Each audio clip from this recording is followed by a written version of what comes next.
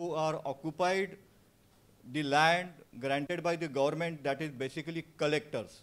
So we are here to put our problems with you, and we literally beg of you and request you to put forward our grievances, put forward our crisis in front of the government through your media. So I welcome you all, the journalists here, all our newspapers who are present here and not present due to some their busy work.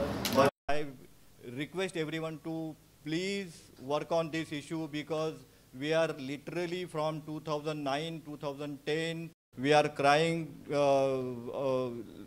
with every MLA, with every parliament member, with every government officers. Our federation has knocked every door to put our demands, not exactly the demand, it's the need of the hour, because our buildings are literally in a very bad condition.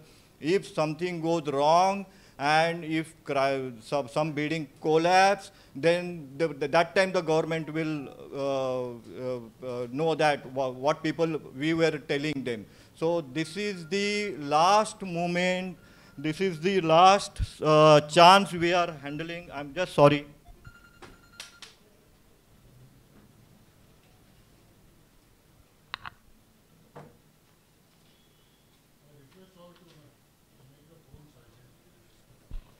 Yeah, sorry. I forgot to put my phone off. Yeah, and I also request you to do that, the same thing. Please keep your mobile silent mode.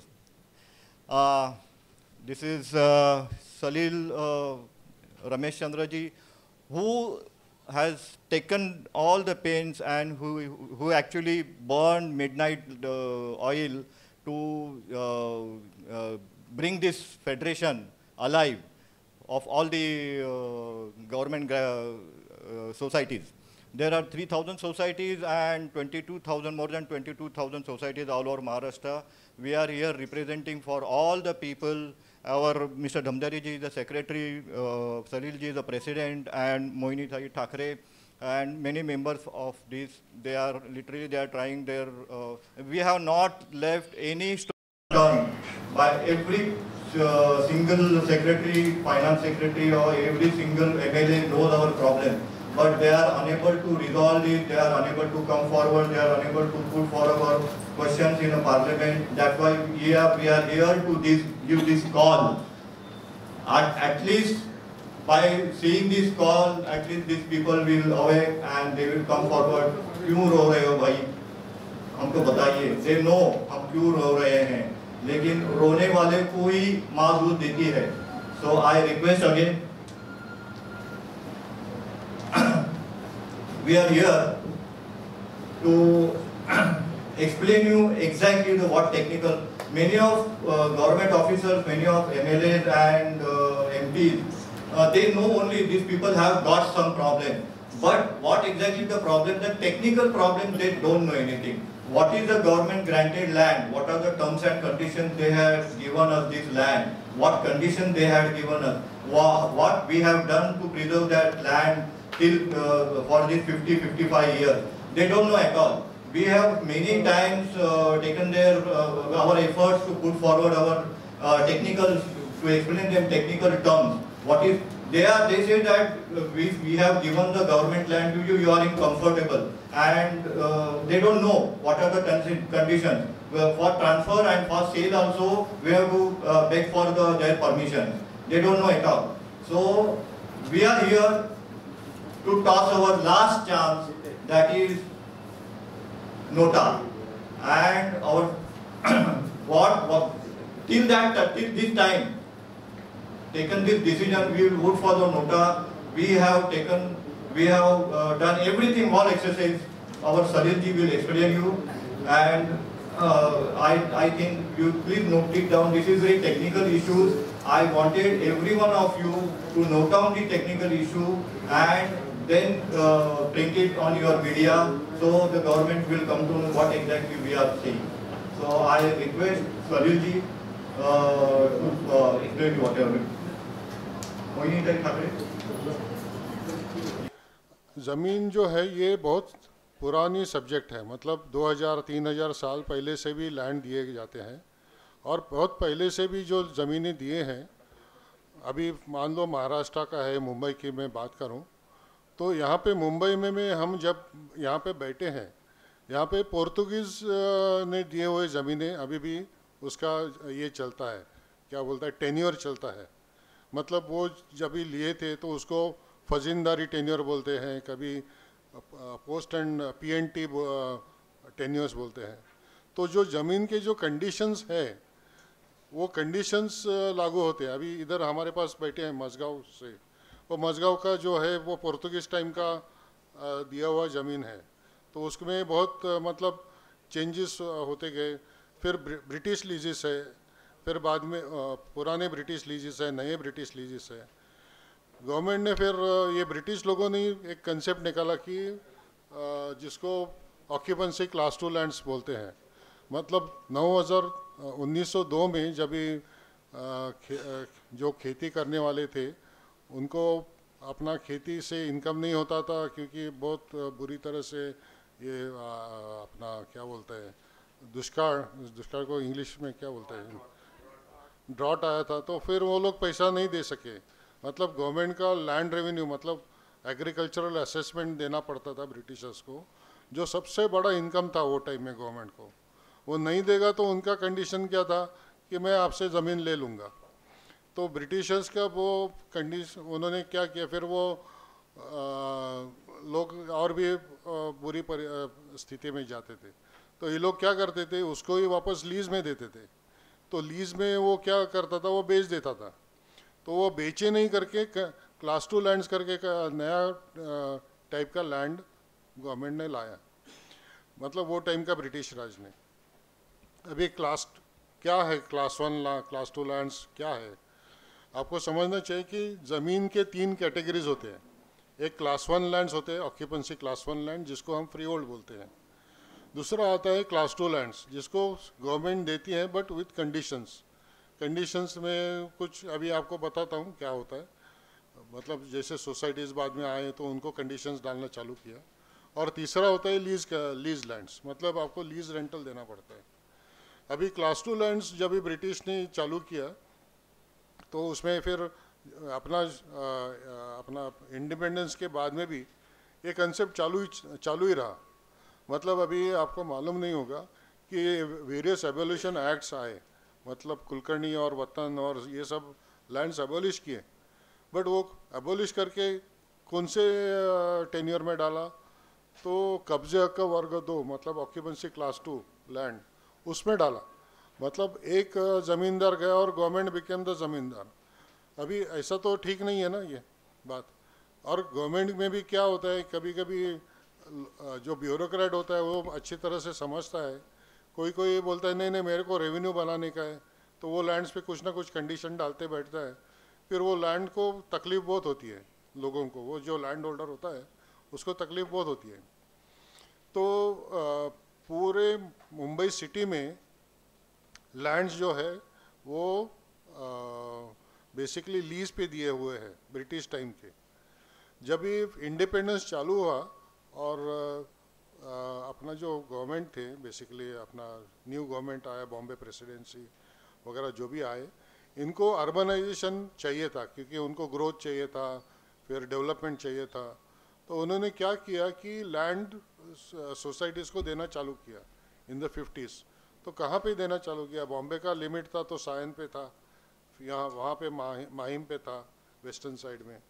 तो ये दोनों के बाहर का जो ज़मीन है जो वो टाइम में आउटस्कर्ट्स था, उसमें वो क्या बोलते हैं, खाड़ी खाड़ी की ज़मीन थी, मतलब वहाँ पे स्वाम्पी लैंड थे। तो ऐसे ज़मीन, मार्शी लैंड थे, ऐसे ज़मीन देना चालू किया। तो सोसाइटीज़ को काफ़ी ज़मीन दी गई। मुंबई में करीबन अभी 3000 कोऑपरेटिव सोसाइटीज़ है जो गवर्नमेंट ने दिए हुए हैं, जहाँ पे सोसाइटीज़ है, बट वो बहुत पुरानी 60s 50s 70s में दिए हुए ज़मीन है। All over Maharashtra there are 22,000 societies whom the government has given the land basically। तो ये सब जो ज़मीन दिए हुए हैं इनको अभी काफ़ी साल हुआ। अभी क्या होता है 60s में, जब 60s 70s में जब हम लोग ने लैंड को कंस्ट्रक्शन किया, तो वो टाइम में सीमेंट का क्वालिटी बहुत ख़राब था, मतलब वो टाइम सीमेंट सिर्फ रेशन में मिलता था और उसका क्वालिटी ख़राब था, एक बात। दूसरी बात ये थी कि ये जो स्वैम्पिंग कंडीशंस में हम लोग ने जो बिल्डिंग बांधे थे उसका भी वजह से बिल्डिंग का क्वालिटी ख़राब हुआ। तो अभी क्या हुआ है कि 50 साल में वो बिल्डिंग का क्वालिटी एकदम ऐसा हुआ है कि उसको रीडेवलपमेंट की ज़रूरत है। वो बिल्डिंग डिलेपिलेटेड हो गए, basically we want to redevelop and all that. But हम लोग अभी जब हम गवर्नमेंट के पास जाते हैं तो बोलते हैं ये तो इसके तो रिस्ट्रिक्शंस है। तो क्या रिस्ट्रिक्शंस है, तो वो समझने की ज़रूरत है। जब लैंड गवर्नमेंट दी थी तो गवर्नमेंट का ये था कि ये लैंड का मिसयूज़ नहीं होना चाहिए, तो उन्होंने इसलिए उसको क्लास 2 में लैंड डाला था। मतलब क्यों मिसयूज़ हो, कैसे मिसयूज़ हो सकता है कि मान लो कोई आके बोलेगा ये लैंड मेरे को दो, तो उसको दे दिया, उसने बेच डाला। तो उन्होंने कंडीशन डाला कि लैंड सिर्फ कोऑपरेटिव हाउसिंग सोसाइटीज़ को दी जाए। ओके।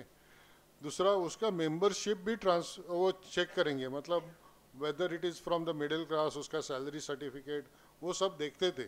फिर लैंड ग्रांट होती थी। फिर लैंड ग्रांट होने के बाद में सोसाइटी को वो लैंड डेवलप होती थी। तो उसमें कंडीशन डाला कि आप किसी को बेच नहीं सकते। आप जब भी मेंबरशिप लेते हो तो मेंबरशिप का जो क्राइटेरिया होता है, इनकम वगैरह, वो सब हम लोग वेरीफाई करेंगे, फिर ही देंगे। तो ये कंडीशन की वजह से आज हमको प्रॉब्लम आ रहा है कि हम तो बेच नहीं रहे, लेकिन गवर्नमेंट बोलना अभी रीडेवलपमेंट तो कंसेप्ट वो टाइम था ही नहीं। अभी उनको समझ में आ रहे रीडेवलपमेंट के लिए भी हमको कुछ इनकम बनाने का कोशिश करने का सोच रहे। बट ये कंडीशंस ऐसे हैं कि जिसकी वजह से आज रीडेवलपमेंट हो नहीं रहे। काफ़ी डेवलपर्स आए कलेक्टर लैंड पे और वो लोग ने कोशिश की और सब जगह अटक रहे हैं। इसका वजह यह है कि ये पुरानी जो ज़मींदारी सिस्टम जो है उसके लिए, मान लो 2015 तक ये लोग ने कंडीशन क्या डाली थी कि आप अगर फ्लैट बेचना चाहते हो तो सैलरी का लिमिट, जॉइंट इनकम हस्बैंड और वाइफ टुगेदर 20,000 से ऊपर होना नहीं चाहिए। अभी मान लो 2015 की मैं बात करता हूँ, फ्लैट की कीमत 70 लाख, 80 लाख, 1 करोड़ होती थी। तो अभी सैलरी इनकम 20,000 रुपये से कम होने का कैसे पॉसिबल है? तो हम लोग ने बोला ये पॉसिबल ही नहीं है। तो 2015 में हम लोग ने जब ये बताया तो गवर्नमेंट ने वो जीआर निकाला जिसमें ये कंडीशंस कम कर दी। तब तक हमारे लैंड में सेल ट्रांसफ़र होते ही नहीं थे, सब रुक गए वो टाइम में, तो सेल होना चालू हो गया। अच्छा, ये सब हुआ। अभी मान लो कोई सोसाइटीज़ है जिसमें 90% रिस्ट्रिक्शन है। मान लो PWR 219 स्कीम है जिसमें 90% residents should be from SC, ST और NT कैटेगरी। अभी ये गवर्नमेंट क्या बोलती है, वो टाइम 90% था, आज भी 90% है, होना चाहिए। अभी मान लो किसी ने मार्केट रेट में बेचा, अभी उसको नहीं मिला, उसने मार्केट रेट में बेच दिया, तो 90% से 89 होता है, 85% होता है, तो गवर्नमेंट बोलता है इट इज़ ए वायलेशन। अभी ये सब कंडीशंस में लोग अटक जाते हैं। अभी आपको मालूम है ये जो एक नाइक नगर करके एक क्लासिक केस है, जहाँ पे ये बिल्डिंग में PWR 219 स्कीम में दी हुई है, इसमें 90% मेंटेन नहीं हुए और वो लोग कोशिश किए, 3 बार उन्होंने एडवर्टाइजमेंट किए, डेवलपर्स को मंगाए, अल्टीमेटली द बिल्डिंग क्रैश्ड और 19 लोग मरे, 19 लोग मरे। मैं खुद कुर्ला शिव सृष्टि में 30 साल से रहा हूँ और मेरे को मेरे सामने वही एरिया, मतलब जो नाइक नगर कुर्ला में जो बिल्डिंग है उसके पीछे की बिल्डिंग जो है उसकी कंडीशन मेरे को लगा वो पहले गिरने वाली है। मतलब वो कंडीशन, अभी वो कंडीशन में बिल्डिंग में लोग रह रहे हैं। और वैसे मेरे एरिया में मैं 3-4 बिल्डिंग आपको दिखा सकता हूँ जो कभी भी क्रैश हो सकती है, इतनी बुरी कंडीशन है। तो ये गवर्नमेंट का ये जो इश्यू है, तो हम लोग ने काफ़ी सालों से फॉलोअप किया, करीबन अभी 11 साल 12 साल से हम लोग फॉलोअप कर रहे हैं। तो हम लोग ने एक एक कंडीशन कम करते करते करते, बट अल्टीमेटली हम लोग ने बोला ये लैंड्स को आपको फ्री होल्ड करना है। हम लोग को फ्रीडम मिला, बट ये ब्रिटिश राज अभी भी चालू है, वो निकाल दो, अभी भी ज़मींदारी सिस्टम है, वो निकाल दो। तो ये सब हम लोग ने बोला उनको। तो 2018-19 के टाइम में काफ़ी कुछ जीआर निकले। पहले तो सिंधी जो पाकिस्तान से जो निर्वासित थे, रेफ्यूजीज थे, ज़्यादा करके सिंधी कम्युनिटी के हैं, उनको ज़मीन वो टाइम में फ्री में दी थी, बट फ्री होल्ड भी फ्री में कर दिया। फिर बाद में बदलापुर और अंबरनाथ में सूर्योदय करके सोसाइटी और वो एरिया में उन लोगों ने 25% में कन्वर्जन का अलाउड किया, मतलब जो बाजार भाव है उसका 25% दे दो और ख़त्म कर दो। फिर हमको जो सरप्राइजिंग ये मिला कि नाजुल ज़मीन करके विदर्भ में आते हैं, जो वैसे ही है ऑक्यूपेंसी क्लास 2 लैंड, मतलब कब्जे हक का वर्ग 2 और लीज लैंड्स, ये दोनों है। ये दोनों लैंड्स जो है हमारे जैसे ही है, इनको सिर्फ 5% में फ्री होल्ड करने को अलाउ कर दिया। अच्छा, वो कभी भी लाइफ टाइम में कन्वर्जन कर सकते हैं, मतलब आज से 5 साल 10 साल कभी भी वो कन्वर्ट कर सकते हैं। फिर हमारा जीआर निकला 7 दिन के बाद में, मतलब 2 मार्च 2019 को उनका निकला, हमारा निकला 8 मार्च 2019 को। हमारे में कंडीशन क्या डाली, हमारे में अलग अलग ये कर दिए लैंड्स के टाइप। सोसाइटीज़ के लैंड को 3 टाइप के लैंड्स किए, मतलब एक लैंड जो ऐसा कि जो पहले इंडिविजुअल को दिया था बट अभी उसमें सोसाइटी आ गई तो उसको अलग कर दिया। एक लैंड लीज को दिया हुआ है, उसको अलग कर दिया, मतलब यहाँ पे लीज पे बेसिस पे है। एक लैंड ऐसा था जो डायरेक्ट गवर्नमेंट ने हमको दी और ऑक्यूपेंसी क्लास 2 लैंड है, उसको अलग कर दिया ऐसे। और फिर बाद में प्राइवेट लैंड्स अलग कर दिए, ऐसे 5 कैटेगरी कर दी। जो नॉर्मली कोऑपरेटिव सोसाइटीज़ को लगता है वो 60% एंड 75%, ऐसे 2 कैटेगरी की, 60 एंड 75%। अभी 60 एंड 75% तो बहुत ज़्यादा था, तो वो लोग ने एक 3 साल के लिए स्कीम निकला कि 3 साल में आप 15% या 25%, मतलब 2 कैटेगरीज में कर दिया। मतलब जो कोऑपरेटिव सोसाइटी को डायरेक्ट ग्रांट है उसको 15%, और जो लैंड्स पहले इंडिविजुअल को दी थी और बाद में सोसाइटीज़ बनी उनको 25%, और प्राइवेट लैंड्स को भी 25%, ऐसे करके। प्राइवेट मतलब रेसिडेंशियल, फॉर कमर्शियल उन लोगों ने 50% कर दिया था। तो ये सब उन्होंने किया 2019 में। हम लोग वही टाइम बोला कि ये जो है ये मतलब वो टाइम के रेवेन्यू सेक्रेटरी श्री ये मनु कुमार श्रीवास्तव थे, उनको बोला नहीं, आपने बोला कि ये क्यों इतना आप ज़्यादा रख रहे हो, नहीं आप जैसा है वैसा ही रहो, क्यों आप ये सब मांग कर रहे हो। बोला हम लोग को बिल्डिंग गिर रहा है तो हम लोग अभी कुछ ना कुछ तो करना चाहिए ना, इसको फ्री होल्ड करना चाहिए। फिर मैंने उनको इतना ही बताया, ये जो परसेंटेज आप जो बात कर रहे हैं ये आम आदमी को परवड़ने वाला नहीं है, ये सिर्फ गरीब श्रीमंत जो आदमी है उसको ही परवड़ने वाला है। तो वो बात हुई, फिर भी वो नहीं हुआ। 3 साल हो गए, मतलब 3 साल के लिए ये स्कीम थी 15 और 25 की।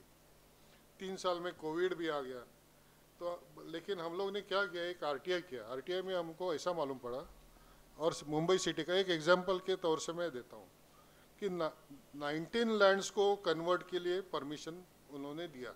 19 लैंड्स, मतलब मुंबई में करीबन 1200-1300 लैंड्स में सिर्फ 19 लैंड्स को 19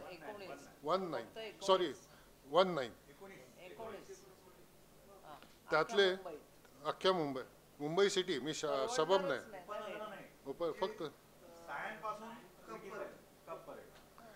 फक्त 19, आणि त्यात फक्त एक, उसमें से सिर्फ एक कोऑपरेटिव हाउसिंग सोसाइटी था, एक कोऑपरेटिव हाउसिंग सोसाइटी। बाकी सारे जो थे वो सारे बड़े श्रीमंत, जैसे हीरानंदानी है, ये अपना ये कौन सा नहीं, ये अपना कौन सा वो बड़ा ये था ना, वो दमानी जो है ना उनका, तो वो सब डीमार्ट वगैरह जो है ना, वो बड़े श्रीमंत लोग हैं, वो लोग सब कर गए। मतलब हम लोग ने जो बताया था वही निकला बेसिकली अल्टीमेटली। और सिटी में सबब में भी वही हाल है, मतलब पूरा मुंबई सिटी सबब मिला के मेरे हिसाब से कुछ 50-60 लैंड्स 3000 में से कन्वर्ट हुए हैं। और इसमें मेन प्रॉब्लम क्या होता है, एक तो परसेंटेज हाई है, 15% भी हम लोग बोलते हैं कि आप ज़्यादा मांग रहे हैं। अभी क्या होता है, 15% बोलेंगे तो आपको फिगर में समझ में नहीं आता है कि क्या है।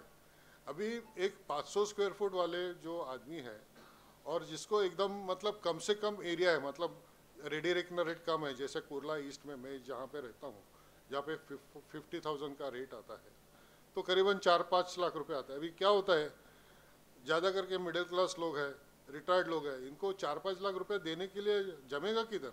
उसका सेविंग ही पूरा 15 लाख या 10 लाख रहता है, वो 5 लाख किधर देगा?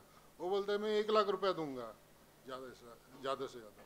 अभी ये 3 साल तो गए, तो हम लोग ने बोला आप नया स्कीम लाओ, ये 15% एक्सटेंशन देने तो दे दो, लेकिन हमको पैरिटी चाहिए, हमको नाजुल लैंड से पैरिटी चाहिए, हमको 5% में कन्वर्जन करके चाहिए।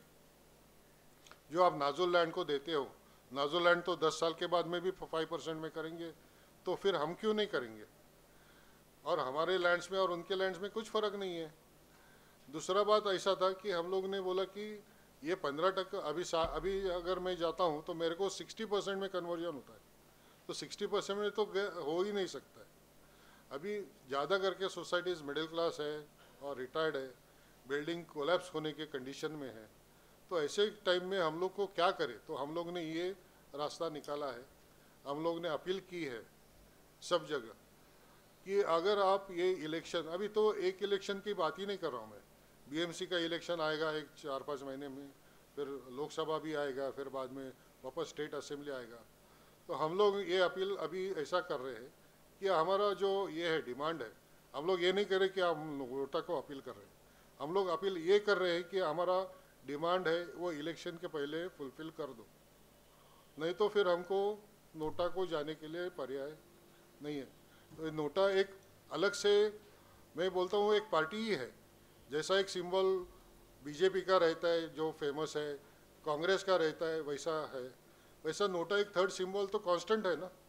अगर मेरे को ये गवर्नमेंट मेरा काम नहीं कर रही है तो मेरे को नेगेटिव वोट देने का मेरे को हक है। ये गवर्नमेंट, मैं अगर इलेक्शन में अगर वोट नहीं दूंगा तो गवर्नमेंट को क्या मालूम नहीं पड़ेगा कि मेरा क्या कहने का है। तो मैं पहले से ही अपील कर रहा हूँ कि मेरा नोटा वोट गिरने वाला है, ये नेगेटिव वोट है, आप काम कर नहीं रहे और मेरे को ये वोट देने का अभी मजबूरी आप कर रहे हो, और मेरा बिल्डिंग गिरने वाला है, लोग अभी मरने को तैयार है और आप अभी कुछ नहीं करते हैं, तो मेरे को आपका जो अभी उसमें रूलिंग पार्टी को ये ज़्यादा है। वैसे देखा जाए तो पिछले 3 साल पहले ये जो मतलब ये पहले का जो शिवसेना का गवर्नमेंट भी था, उनके पास भी हम लोग बहुत बार गए। शिवसेना का वचननामा में 5% लेने का ये है, उनका वचननामा में लिखा है, और फिर भी वो लोग ने नहीं किया फ्री होल्ड। अभी हम लोग उनको कितने बार मिले, मैंने तो आदित्य ठाकरे को मिला, मैं ये अपने पूनम महाजन, तो हम लोग बाला साहेब थोरात को मिले, हम लोग राज ठाकरे को मिले, सबको, मतलब किसको नहीं मिले। पूरा लास्ट 11 ईयर्स हम लोग ने सबको, भाई जगताप है या सब लोग, अनिल परब को मिले, अपने को ऐसा कोई नहीं मिला, ऐसा हम लोग नहीं है, और सबको हमारा ऐसे ये है कि नहीं करना चाहिए। बट जब हम लोग काम करने को जाते हैं तो वो करते नहीं है, तो हम लोग को फिर अभी ये लास्ट रिसोर्ट जैसा हो गया कि अपना जो ये है से हम लोग अभी 11 साल से जो फाइट कर रहे हैं, तो पहला फाइट हमारा ये था कि हम लोग सब संगठित हो बेसिकली। तो हम लोग ने, अभी कैसा होता है कि मेरे एरिया में 36 सोसाइटीज़ है जो शिव सृष्टि कुर्ला एरिया है, ये रहती है पेस्टम सागर चेंबूर में, यहाँ पे 30 सोसाइटीज़ है, मतलब ये मोहिनी ठाकरे हैं पेस्टम सागर चेंबूर में। वैसे ये पारदे हैं, ये कलानगर में रहते हैं।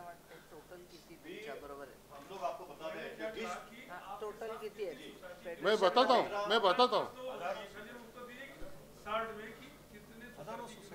अभी all over Maharashtra 15 lakh residents approximately they are जुड़े हुए हैं हम लोग के साथ। 15 लाख लोग जो है रह रहे हैं गवर्नमेंट ग्रांटेड लैंड के ऊपर, और वो फेडरेशन के साथ जुड़े हुए हैं, और हमारे messages at one stroke that reaches to everybody. और gist of the story is, अगर मैं कलानगर में रहता हूँ साहित्य सभा, वहाँ का रेडी रेटनर रेट 1,84,000 है, am I right? Yes sir. 1,84,000 1,84,000 का रेडी रेटनर रेट अगर 15% पकड़ा तो मुझे गवर्नमेंट को नॉट लेस देन 32 लाख भरने पड़ेंगे just to get my free hold land. Redevelopment बाद की बात है। चलो ठीक। पिछले 5-6 साल से हम ऑर्गेनाइज कर रहे हैं, हमारे करीबन 5 व्हाट्सएप ग्रुप्स हैं, 5 व्हाट्सएप, वो व्हाट्सएप ग्रुप्स में सिर्फ सेक्रेटरी और चेयरमैन ज़्यादा करके रहते हैं। वो सोसाइटी फिर अपना सोसाइटी का व्हाट्सएप ग्रुप में मैसेजेस फॉरवर्ड करता है।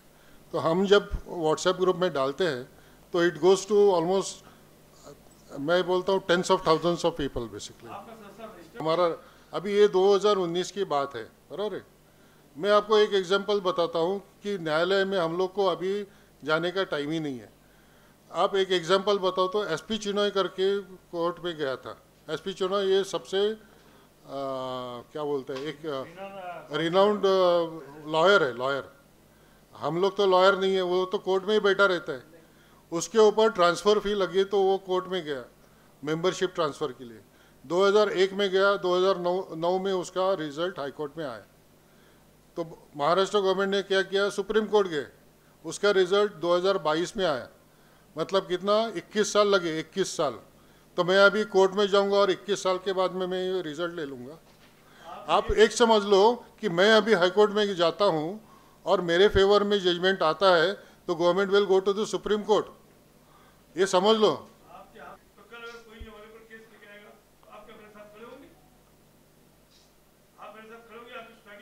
नहीं, क्या आपसे आपने आप खड़े होने का सवाल क्या, आपने क्या गलती की है जो आपने, अगर आपके कहने पे मैं छापता हूं, हाँ हाँ, आपने क्या गुनाह किया जो आपको केस लगेगा, बताइए क्या लगेगा केस? गाली गलौज तो नहीं। हम लोग तो कुछ गलत, हम लोग हमारा डेमोक्रेटिक राइट एक्सरसाइज कर रहे हैं। हम लोग के साथ इंसाफ नहीं हुआ है, वही हम लोग बता रहे हैं। आप भी बोल रहे हैं, हम लोग खड़े हैं ना, वी आर स्टैंड। अभी तो वी आर नॉट, नहीं, we will not run, we are not run. नहीं सर, इसमें official press note sir, official press note देखो, हम अभी हमारे सर के ऊपर सर, हमारे सर के ऊपर तलवार लटक रही है। अभी हमको चॉइस नहीं है, या ये करे या मरे। नोटा बटन दबाना हमको लिए ज़्यादा सिंपल एक्सरसाइज है रादर देन मरे। हमको तो प्रेशर डालना है गवर्नमेंट पे, हमारा हाईलाइट भी करना है, तो हम लोग वो कर रहे हैं। और अगर आपको वैसा लगता है तो विल स्टैंड बाय यू, जो आप बात कर रहे हैं ना, विल स्टैंड बाय यू।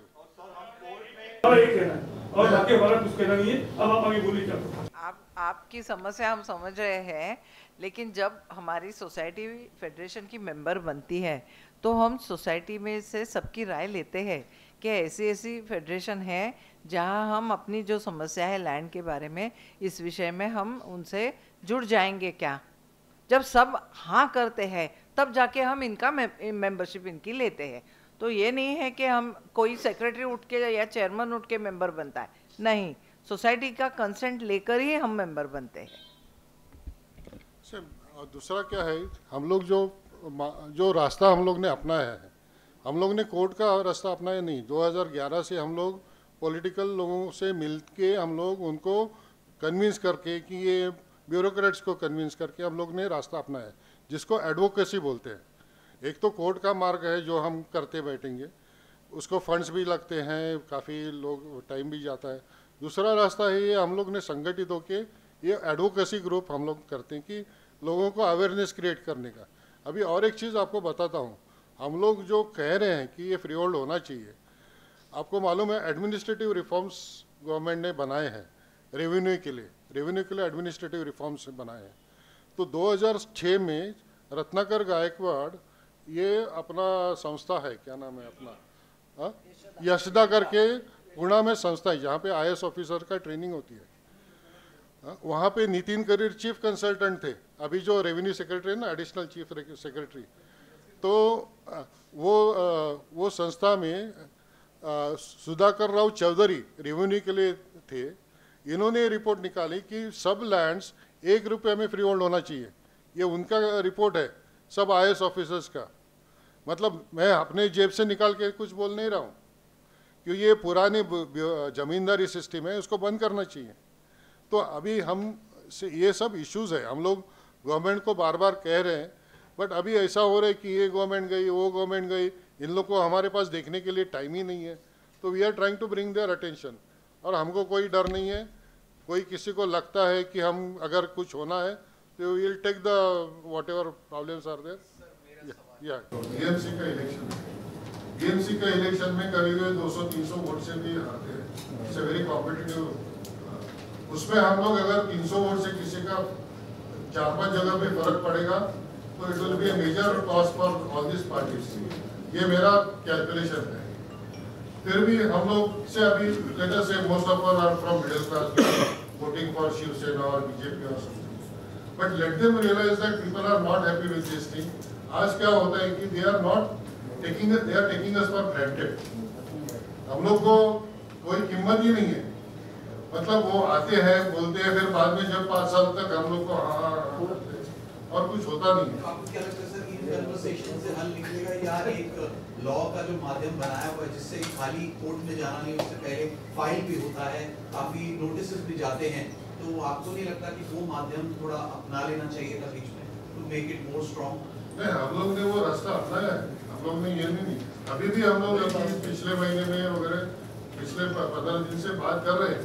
अभी भी हम लोग बात करेंगे to the political parties, to the bureaucrats. ये है हम लोग वो रास्ता छोड़ेंगे नहीं, बट साथ में ये भी रहेगा कि हम लोग अगर आपका नहीं करते हैं तो सामने ये हमारा ये रहेगा।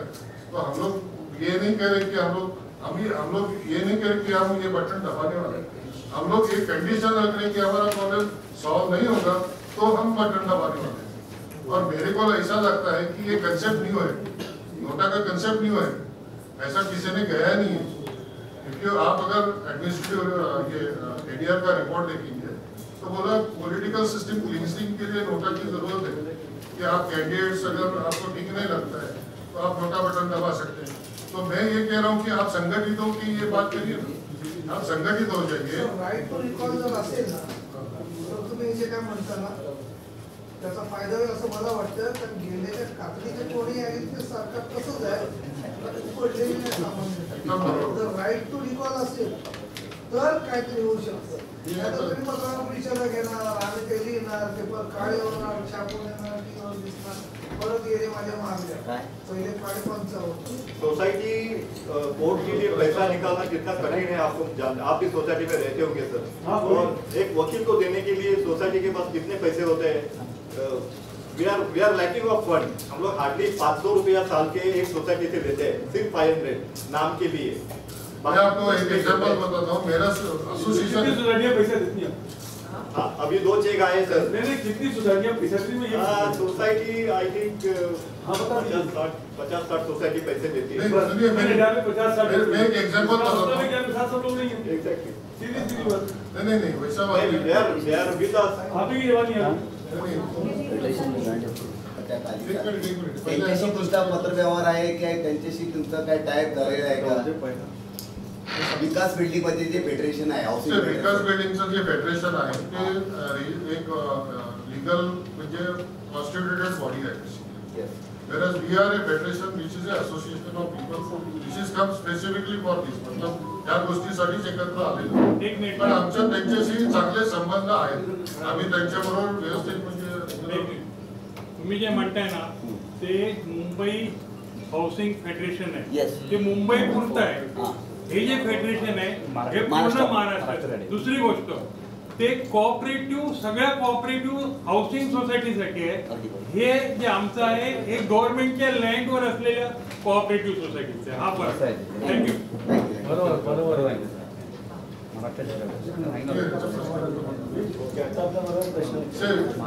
आम्हाला 2 प्रश्नाचा प्रॉब्लेम. एक म्हणजे मेंबरशिप ट्रान्सफर. मेंबरशिप ट्रान्सफर मध्ये सुरुवातीला जे मेंबर दिलेले होते त्याच्यानंतर जे सेल झालेले आहेत त्याच्यासाठी आम्हाला तो इश्यू असतो. तो आम्ही प्रदीर्घ फाईट करून त्याच्यामध्ये प्रॉब्लेम्स आणि सोल्युशन्स काढले. म्हणजे त्यांनी सुरुवातीला कंडिशन टाकली होती की मगाशी नव्हता की एक जर मेंबर जर विकायचा असेल तर त्याला 20,000 रुपये सॅलरी असली, म्हणजे नवरा आणि बायको मिळून 20,000 रुपयांची सॅलरी असतात. आता हे कसं शक्य आहे? आम्ही ते सांगितलं ती सॅलरी काढली. नंतर काही जमिनीवरती काही हे नव्हतं, काय बरं रिस्ट्रिक्शन नव्हते SC/ST म्हणजे आमच्या जुन्या जमिनीवर. आता हे जेव्हा तुम्ही कंडिशन नव्हती तर आता नवीन वेळेला कसं काय झालं तर ती पण कंडिशन त्या लँड्सला काढून टाकली. त्याच्यानंतर आमचे सेल ट्रान्सफर व्हायला लागले. आणि मग परत काही वेळेस असं झालं की ओरिजिनल मेंबर अप्रूव्ह नव्हता. म्हणजे का काय होतं, जमीन दिली त्यावेळेस ते खाडीची जमीन होती, 50% लोक ती जमीन बघूनच पळून गेले. दुसरे मेंबर आले, त्याचं अप्रुव्हल गव्हर्नमेंटने दिलं नाही. असे मेंबर ज्यांचे ओरिजिनल मेंबर अप्रूव्ह नाही असे सगळ्यांचे बिहार वेगवेगळे निघाले. त्याला प्रत्येकाला पेनल्टी आणि हे लावली. असे करत करत मेंबरशिप ट्रान्सफर आता होत आहे. 1 असू दे, 2 असू दे, 3 असू दे, प्रत्येक ट्रान्सफरला गव्हर्नमेंट त्याचे पैसे लावत आहे. पण अजूनही काही प्रॉब्लेम्स आहेत. जसे PWR 2009 स्कीम खाली जमिनी दिलेल्या आहेत, त्याच्यामध्ये 90% हे SC ST समाजाला दिलेल्या आहेत. तर त्या जमिनीवरती समजा 85% झाले असतील, म्हणजे काही जणांनी नॉन SC ST यांना विकले असेल, त्या जमिनीला आज त्यांचं मेंबरशिप अप्रूव्ह होत नाही, त्यांना फ्रीहोल्ड करता येत नाही. तर ह्या सगळ्या गोष्टी आहेत.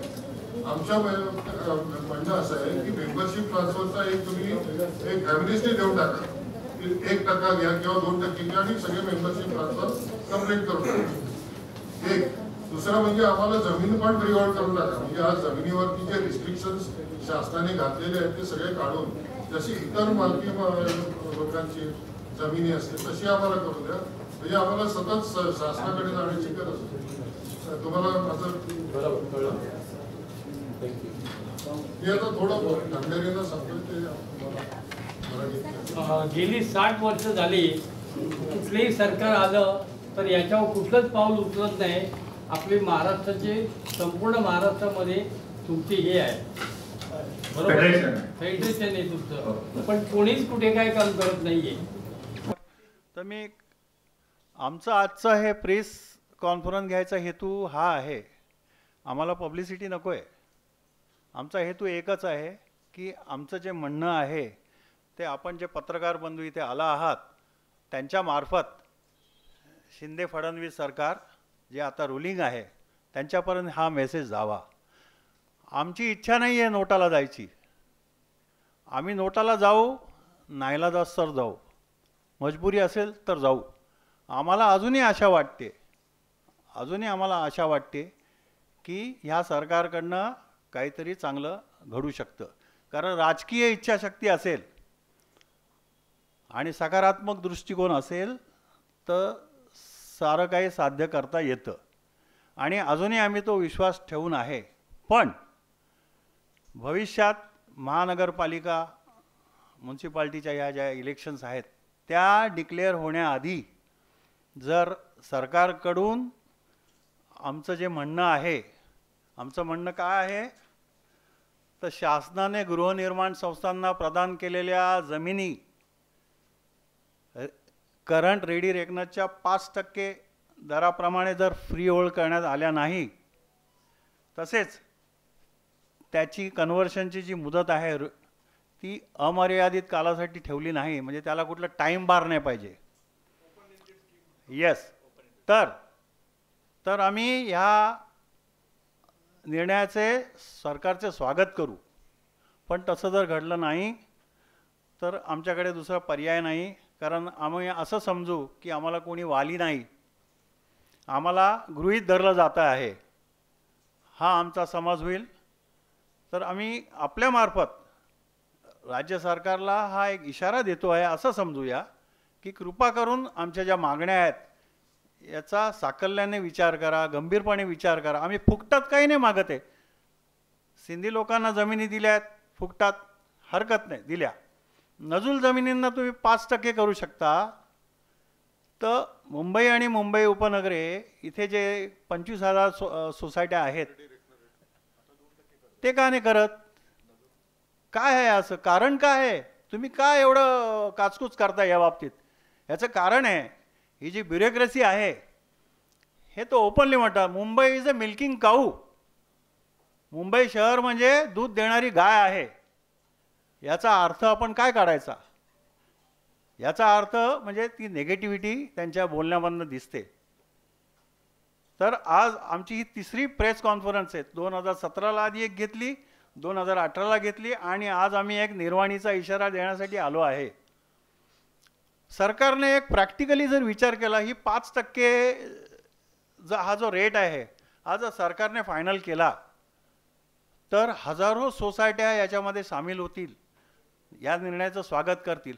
आणि महाराष्ट्र सरकारला रेव्हेन्यू किती मिळेल याचा विचार पण आपण करू शकत नाही. आज सरकारला रेव्हेन्यू काय मिळतोय? काय नाही मिळत आहे.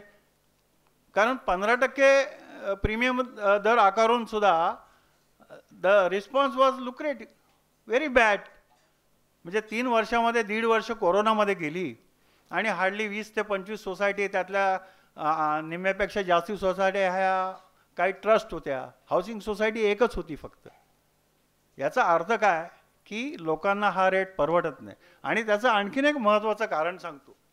मुंबई आणि मुंबई उपनगरे याच्यामध्ये जो रेडी रेकनर रेट आहे, म्हणजे त्याला ASR रेटसुद्धा म्हणतात, हा रेट एवढा हायर लेवलला आहे की तो जो 5% जरी केला, म्हणजे फॉर एक्झाम्पल मी जिथे राहतो चेंबूरला, माझ्याकडे ready reckoner rate 1,28,000 per square metre आहे. आणि मला जर माझी आता जमीन फ्री होल्ड करायची असेल तर 15%च्या हिशोबाने मला इंडिव्हिज्युअली 29 लाख रुपये घालावे लागतील. 29 लाख रुपये कुठून आणणार तुम्ही? आणि याच्यासाठीच आमचं हे म्हणणं आहे की रेडी रेकनर रेटप्रमाणे तुम्ही जर कॅल्क्युलेट करायला गेला तर इवन 5% सुद्धा, अनेक आमच्या सोसायटीतले जे काही मेंबर आहेत इतर, ते म्हणतात 5% पण जास्ती आहे, 2-3% असला पाहिजे असे म्हणणारे पण आहेत.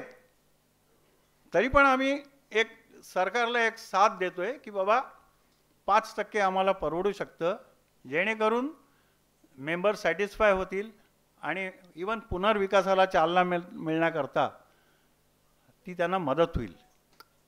आम्हाला पब्लिसिटी नको आहे साहेब, फक्त आमचा मेसेज सरकारपर्यंत गेला पाहिजे. बोला sir. Clarify, you are saying that you want this place for 5%. Yes. In any other state, it is given 5%. Yeah. State.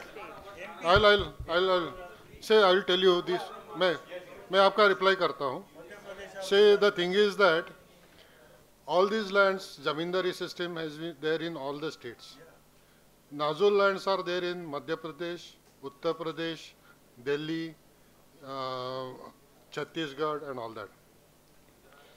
Then Gujarat also, it carried the same conditions as Maharashtra had. Orissa, Bihar. Now Madhya Pradesh converted Nazul lands at 1% of for residential places. Orissa converted for 5%. So Maharashtra is the last one which is doing that. ये 19 में आया. We are the last. We are saying that we are the most progressive state, but in this case we are the most regressive state. और ये जो conditions है चंडीगढ़ में है, गोवा में है, अपना गोवा नहीं, दिल्ली में है, दिल्ली में भी नजुल जमीन है. ये सब 83 से चालू है, 83 से कर रहे हैं, प्री होल्ड कर रहे हैं. वही तो मैं बोल रहा हूँ, वही तो हम पूछ रहे हैं. We are saying that you are the least most regressive state in this case. In your society, apart from Hindu, any Muslims are staying, any other caste, Parsis or any? Sir, you come to my state. Sir, all cosmopolitan. नहीं क्योंकि हमारा BJP बोलता है ना हमको हिंदू राष्ट्र बनाएंगे तो सर इसको सपोर्ट नहीं मिलता तो हिंदू राष्ट्र कैसा? समीर जी, आप कौन सा कास्ट हैं? ये जो मुस्लिम यहाँ पे बैठे हैं, मैं अभी चाहता तो फिर और मेरे सोसाइटी के लेके आते हैं. बोलते हैं कि हिंदू राष्ट्र बनाएंगे तो सर, हिंदू राष्ट्र की संकल्पना ऐसी है कि हिंदू मुस्लिम क्रिश्चियन सब एक है. सर, हिंदू राष्ट्र की संकल्पना ये तो आज टॉपिक नहीं है, लेकिन आपने बात छेड़ी तो सब उसमें है sir. Why not they are supporting this? Most of the majority of the Hindu people, so they should support. Then only you can have a Hindu Rashtra statement. Don't you? नहीं sir, this is not a platform, sir. So please, we will not discuss this issue, sir. See, sir हमारा इतना ही कहना है. Sir सुनिए, sir 8-9 महीने पहले बाला साहब Thorat revenue minister थे. उनको हमने निवेदन दिया, उनके घर जाके, उनके ऑफिस में भी हमारी मीटिंग हुई थी. That time he was very good, very positive. मुझे कहा माझी पण इच्छा आहे मध्यमवर्गीय लोकांना रिलीफ दिला पाहिजे आणि तुम्ही म्हणता ते बरोबर आहे 5% झाली पाहिजे, पण ते त्यांना कळतं आहे पण वळत नाही आहे. का वळत नाही आहे? त्याचं कारण आहे ब्युरोक्रसी. ही जी ब्युरोक्रसी आहे ना, त्यांची इच्छा नाही. हा मेसेज जाऊ द्या, त्यांची इच्छा नाही, कारण ते त्यांना मिसलीड करतात. आता बाळासाहेब विखे पाटील रेव्हेन्यू मिनिस्टर आहेत, त्यांनीसुद्धा मध्ये स्टेटमेंट केलीच की 5% कन्व्हर्शन झालं पाहिजे 5%मध्ये. मग ते होत का नाही? आमची अजूनही आशा आहे, आम्हाला असं अजूनही मनातनं वाटतं की कदाचित बिफोर BMC इलेक्शन सरकारकडनं चांगलं काहीतरी बाहेर यायची शक्यता आहे. एक्झॅक्टली. गुजरातमध्ये तर फ्रीच आहे, 2% काहीतरी आहे, MP ला 5% आहे, MP ला 1% आहे. मग इथे का नाही? आमचं फक्त या सरकारला एवढंच म्हणणं आहे. ऐका ना सर, जर समजा तुम्हाला ते दिलं तर सरकारच्या रेव्हेन्यूमध्ये सर आत्ता सर 20-25 सोसायट्या हार्डली 3 वर्षात झाल्यात. जर 5% झालं सर तर हजारो सोसायट्या 10,000 कोटीच्या वर जाईल सर रेव्हेन्यू. हो, फक्त काय सांगतो यातली गोम सांगतो काय आहे की हे जे रेव्हेन्यू डिपार्टमेंट आहे, हे जे ब्युरोक्रसी आहे, ह्यांना तो कंट्रोल आहे ना. आत्ता हा जो कंट्रोल आहे ना सरकारी जमिनीवर, तो त्यांना घालवायचा नाही आहे. तो लगाम त्यांना त्यांच्या हातात पाहिजे. उद्या या जमिनी फ्रीहोल्ड झाल्या ना तर यांना कोण विचारणार आहे? आम्ही कलेक्टरकडे ट्रान्सफरसाठी जाणारच नाही. हा प्रश्न आहे. आम्ही नाही गेलो. ही जमीनदारी जी आहे ना, की जमीनदारकडे कोणी जाणारच नाही.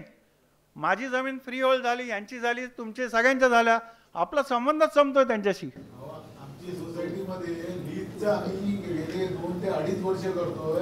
सर तुम्ही कोऑपरेटिव्ह सोसायटी तर एवढाच हेतू आहे की इतर स्टेटमध्ये झालं आहे, महाराष्ट्रामध्ये व्हायला पाहिजे. आणि आता ही म्हणजे आर या पारची लढाई आहे. आता हे नाही केलं तर आम्ही डेफिनेटली नोटासाठी जाणार, यात वाद नाही. आणि पुढे मग काय होईल ते होईल. सर आपण तुम्ही बोला होता. मला एक प्रश्न आहे. तुम्ही गुड फॉर नोटामध्ये तुम्ही जाताय, तुम्ही जायला पाहिजे एवढं शिंदे सरकार आणि फडणवीस सरकार यांच्या विरोधात. नोटाला जाऊन तुमचा काय अर्थ आहे त्याच्यामध्ये? मला समजलं नाही. नाही, त्यांचं काय म्हणणं आहे की नोटाला जाऊन उपयोग काय, तुम्ही त्यांच्या विरुद्ध जायचं. कसं आहे की आम्ही दोन्ही सरकारनं शासनं बघितली. महाविकास आघाडीचं पण शासन बघितलं आणि यांचं पण शासन बघितलं. या देवेंद्र फडणवीसचं 5 वर्ष शासन होतं, त्यावेळेस आम्हाला मिळून अर्धी भाकर पण मिळाली नाही. जेव्हा 15% आले तेव्हा आम्ही म्हणालो हे आम्हाला उपयोगाचंच नाही आहे. जेव्हा महाविकास आघाडी आली तेव्हा आम्ही फॉलोअप केला. यांनी जसं सांगितलं ना गोडी तर आम्हाला तोंडावर सांगायचं अरे मध्यमवर्गीयांना गरिबांना दिलंच पाहिजे, फार कमी याच्यात केलं पाहिजे. पण जे खालनं ब्युरोक्रॅट्स म्हणायचे आम्हाला काय म्हणायचे, अहो गरिबांना कधी न्याय मिळतो का, श्रीमंतांनाच फक्त न्याय मिळतो, अशा शब्दाने आम्हाला बोललेले आहेत. हे ब्युरोक्रॅट्स असे बोललेले आहेत. माझं म्हणणं मी त्याच्यावरतीच येतो. आता ह्या शासनाला आता आम्ही जेव्हा शिंदे साहेब आले तर आम्हाला अपेक्षा वाढली. ते म्हणाले सर्वसामान्यांचं आम्ही काम करू. आमच्या इथे शिवसृष्टीला येऊन ते बोलले की आम्ही दिवाळीपर्यंत सगळं आम्ही प्रश्न सॉल्व्ह करू. म्हणजे मॅडम त्यांना भेटल्या पण. मग प्रश्न असा आहे की मग तुम्ही प्रश्न कधी सॉल्व्ह करणार आहेत? आता 1 वर्ष व्हायला आलं जवळजवळ.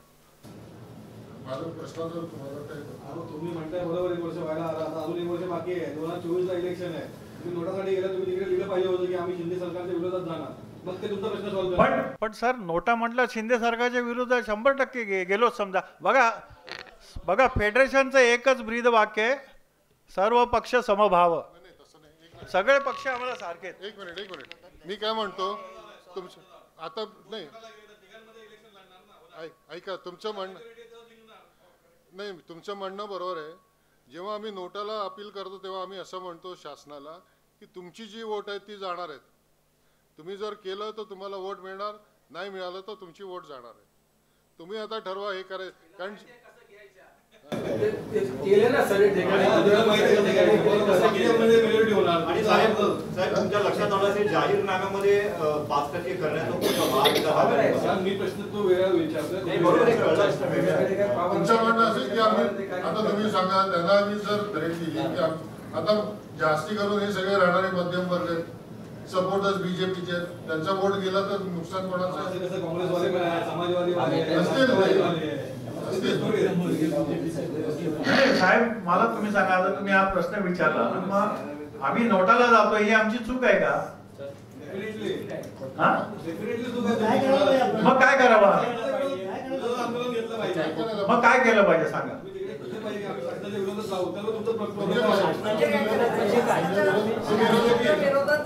साहेब आता आम्ही नाहीच करणार. शासनाला आम्ही आता जे राज्यकर्ते आहेत, आता जे आहेत त्यांना आम्ही वोट नाहीच करणार आहोत. मी जस्ट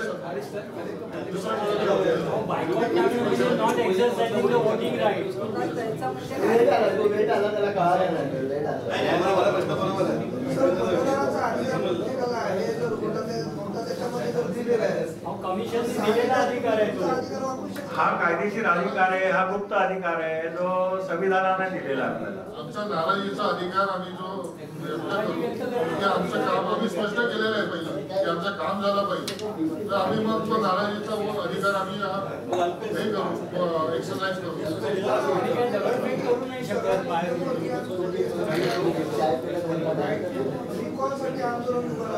साहेब आम्ही याही स्टेपला करायची जाऊ शकतो. आमचं एक डिस्कस झालेलं आहे. आम्ही साखळी उपोषण सुद्धा करू शकतो. राईट टू रिकॉल हा कसं आहे माहिती आहे, त्या 5 वर्षामध्ये राईट टू रिकॉल झालं तरच त्याचा फायदा आहे, आणि ते करणं म्हणजे पुष्कळ ते शक्य होत नाही. आणि आम्ही आमची लढाई ही मर्यादित लढाई, ही आमचा जो सध्या जो प्रॉब्लेम आहे, असं पण होऊ शकतं की आमच्यासारखी अजून विचार करणारी लोक सुरू होतील. तुम्हाला सांगू आज सगळीकडे प्रॉब्लेम आहे, कलेक्टर लाईनमध्ये प्रॉब्लेम आहे, म्हाडामध्ये प्रॉब्लेम आहे. आता हे ग्रस्त बसले, हे बीएमसी लँडवरती बसत आहेत, त्यांना किती प्रॉब्लेम आहे तुम्हाला माहितच नाही. आता त्यांनी जर संघटित होऊन ठरवलं की आम्ही नोटाला दिलं तर सगळ्यांचाच हे विषय समजेल. त्यामुळे नोटाचा जो पहिला हे आहे तो पूर्णपणे विस्तृत प्रमाणे अवेअरनेस क्रिएट करणं फार गरजेचं आहे. तो आम्ही करतो की सगळ्यांनी येऊन संघटितपणे येऊन सांगावं. आणि प्लीज मध्ये बोलू नका, काही प्रश्न असेल तर. तुमचं थोडक्यात असं म्हणणं आहे की जर तुमच्याकडे विरोधी पक्ष पण लक्ष देत नाहीये आणि तुम्हाला दोन्ही जे पक्ष बघा ना सर, आता ऐकून घ्या. मागची 2.5 वर्ष मविया सरकार होतं, म्हणजे राष्ट्रवादी काँग्रेस आणि शिवसेना, बरोबर आहे. त्या काळात सुद्धा आम्ही भरपूर दोन्ही पक्षांना, दोन्ही विरोधी पक्ष नक्कीच नाराजगी आहे. कारण कोणीच आमच्या मागण्या कोणीच आम्हाला समजून घेत नाहीये आणि आम्हाला गृहीत धरलंय थोडक्यात. तर शेवटी पर्याय हा नोटाचा आहे ना. आमचा जो राग आहे तो आम्ही ह्याच्यातनं व्यक्त करू. त्यांना काय अर्थ काढायचे ते काढू द्या, ते पॉलिटिशियन्स आहेत, ठीक आहे, पण आम्ही आमचं कर्तव्य बजावू. येस येस येस, आणि त्यासाठी नोटा आहे. गरीब माणूस मध्यमवर्गीय काय करू शकतो? आमचं नाईक नगर होणार आणि काय करणार? आणि मध्यमवर्गीयांना कायम गृहीत धरलं गेलं आहे. जे टॅक्स पेयर्स आहेत, जे लॉ अबाइडिंग सिटीजन्स आहेत, त्यांना कायम गृहीत धरलं गेलेलं आहे. कायम गृहीत धरलं. हो, आयदर बीजेपी आणि त्याचे मित्रपक्ष सत्तेवरती येतील किंवा त्याचे विरोध असतील, कोणी येऊ दे ना सर, पुढे काय. पण आम्ही आमचं कर्तव्य बजावणार. आमचा जो राग आहे तो काढणार आणि पुढे मग बघू, भविष्यात परत ठरवू मग लाईन ऑफ ऍक्शन. राजकीय कॅल्क्युलेशन आम्ही केलीच नाही. आम्ही कशाला करू ती की आम्ही नोटा केल्यामुळे कोण निवडून येईल आणि कोण निवडून येणार नाही, हे कॅल्क्युलेशनच आम्ही केली नाहीये. आम्हाला आमची नाराजी व्यक्त करायची. Exactly to build up the pressure.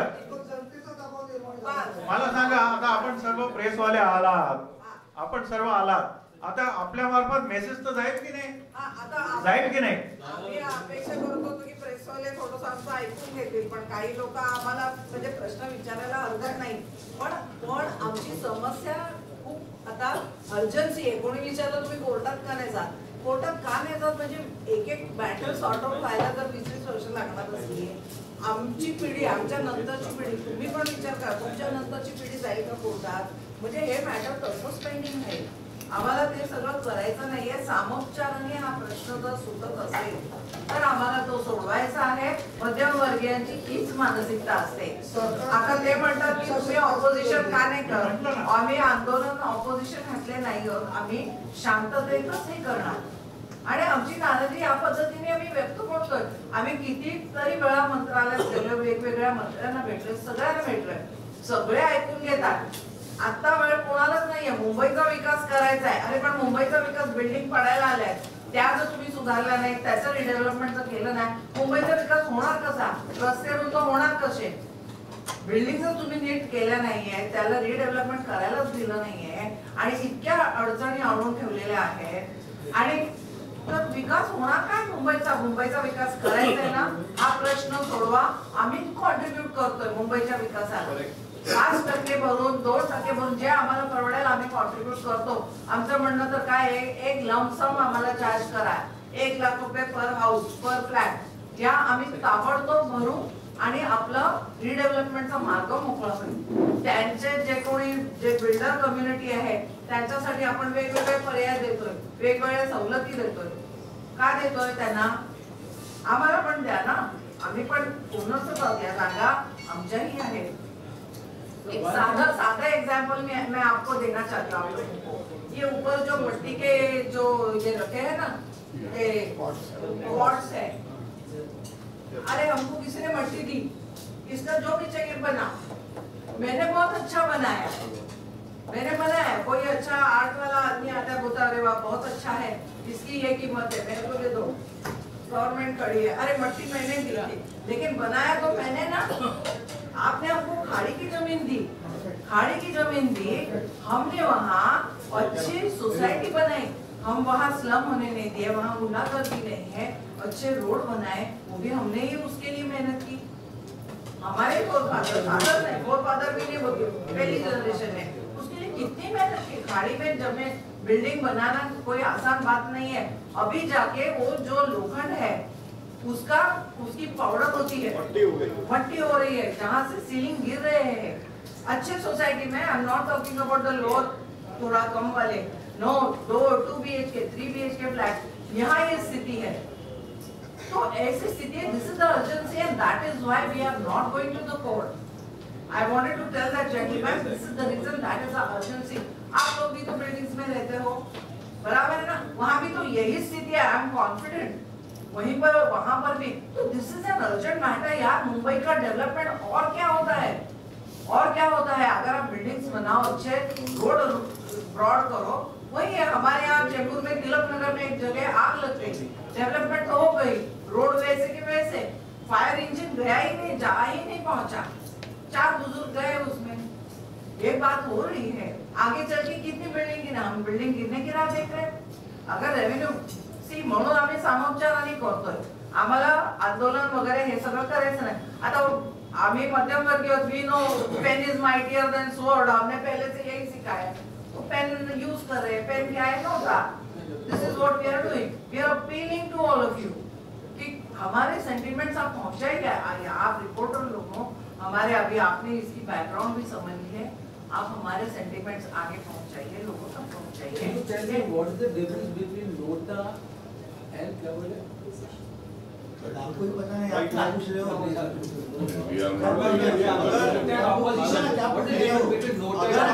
अगर हम लोग कोर्ट में गए सर, तो matter becomes Sir, we are not in opposition. We are not in opposition. We are saying that opposition and rolling are same. Yes, we are saying. We are not.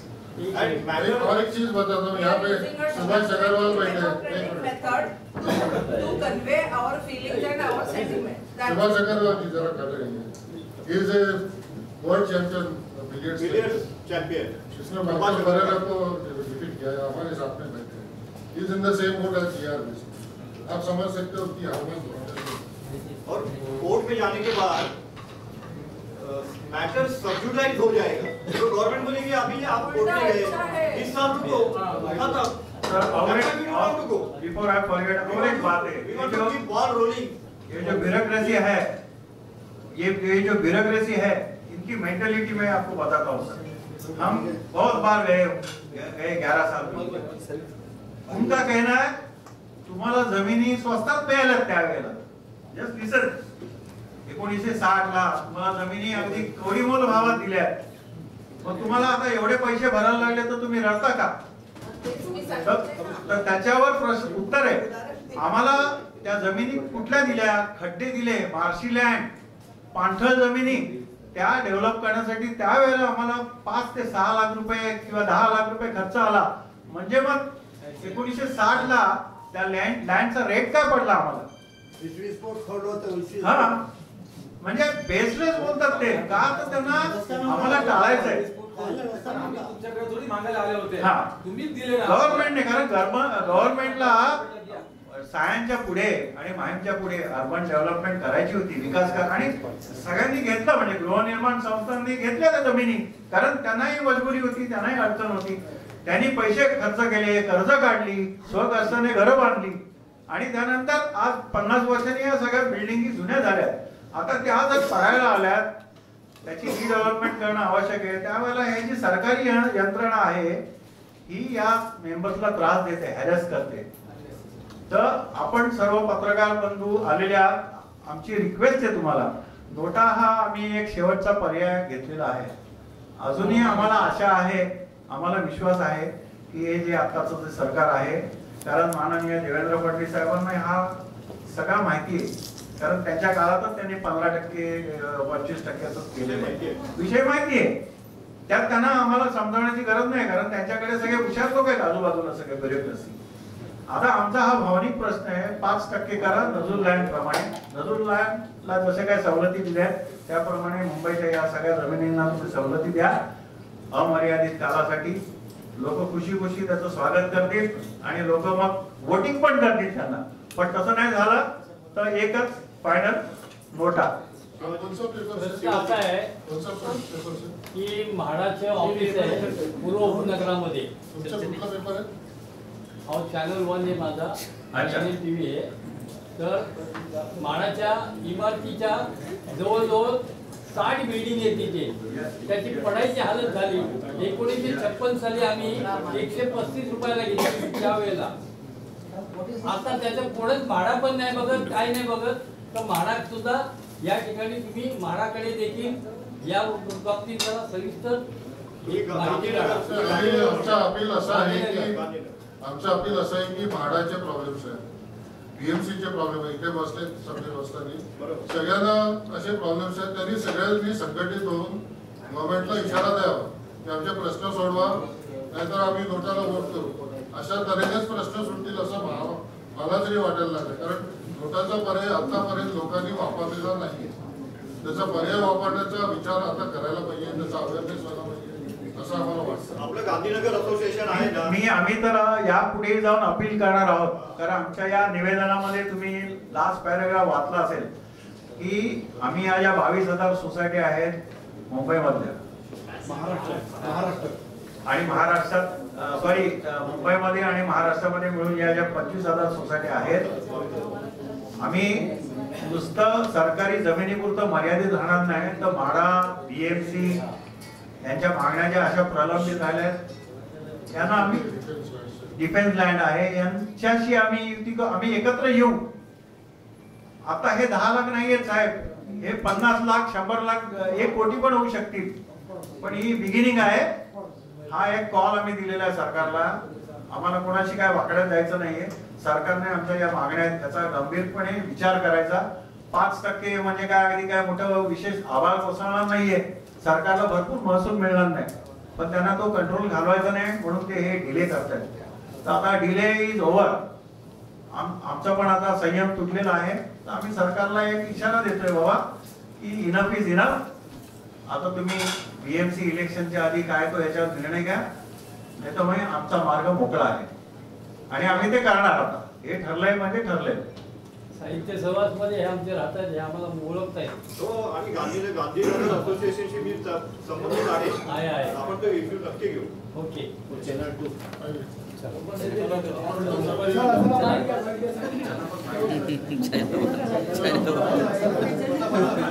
झाले संपले.